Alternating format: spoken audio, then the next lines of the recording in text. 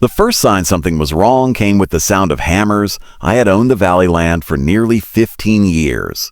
It wasn't flashy, but it was strategic, wide, low-lying, and protected by an old but solid dam upstream that I maintained myself. The land had been in my family's trust, legally registered, surveyed twice, and ignored by developers because of the water risk. That was exactly how I wanted it. So when I drove out one morning and saw bulldozers chewing into the earth, I thought it had to be a mistake. Within weeks, roads appeared, then foundations. Then signs with cheerful colors and a smiling logo, Riverstone Heights HOA Private Community, 35 homes, on my land. I went to the HOA office first, calm and professional, carrying my deed and survey maps. The woman at the desk barely looked up.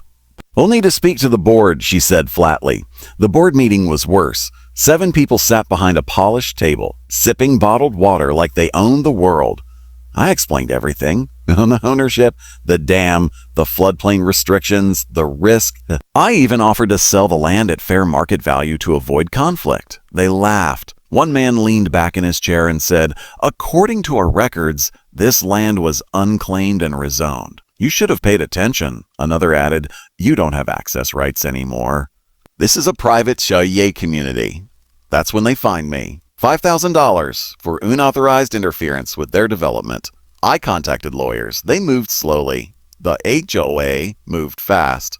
Houses rose like mushrooms after rain. Families moved in. Children played where warning signs once stood. And the dam. They ignored every notice I sent. I warned them in writing. Certified letters, emails, legal notices that the dam required controlled releases during the rainy season.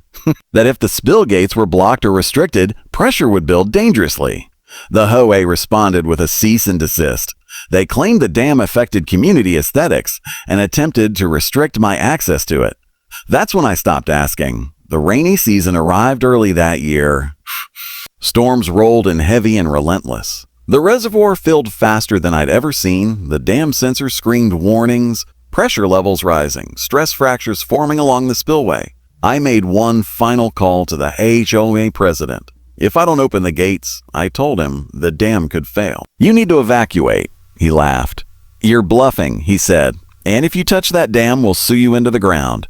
That night, thunder shook the valley. Rain fell like a wall of glass. The water climbed inch by inch, testing the concrete. At dawn, I stood at the control platform, rain soaking my jacket, legal documents sealed in plastic under my arm. The dam wasn't a HOA property. It never was, and neither was the land below. I reached for the gate lever. The gate resisted at first, groaning like it had been asleep too long. Then it moved. A deep, violent roar rose from the spillway as water surged forward, freed from months of pressure. The river reclaimed its channel instantly, exactly as the old surveys predicted. I didn't smile. I didn't celebrate. I watched. Down below, Riverstone Heights was waking up. Porch lights flicked on. A few residents stepped outside, confused by the sound that didn't belong in a peaceful HOA brochure. Then the water arrived. It didn't rush blindly. It followed the land's memory, ditches, depressions, natural flow paths erased by concrete but never forgotten.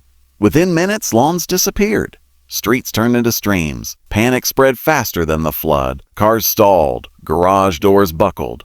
HOA signs snapped free and floated away like cheap plastic lies. Sirens screamed. I could see people running, carrying children, shouting names. Emergency crews struggled to reach the neighborhood because the access road, also built without permission, was underwater. The HOA board showed up an hour later. Their expensive suits were soaked. Their confidence was gone. One of them screamed up toward the dam, shaking a fist, threatening lawsuits, prison, everything they could think of.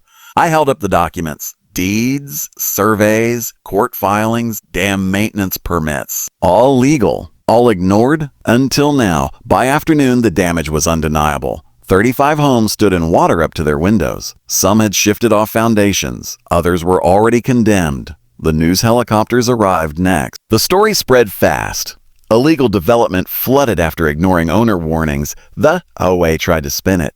They blamed weather. They blamed infrastructure. They blamed me. Then the investigators arrived. Records surfaced showing zoning violations, falsified rezoning approvals, and internal emails where the board admitted they assumed the landowner wouldn't fight back. Insurance companies pulled out overnight.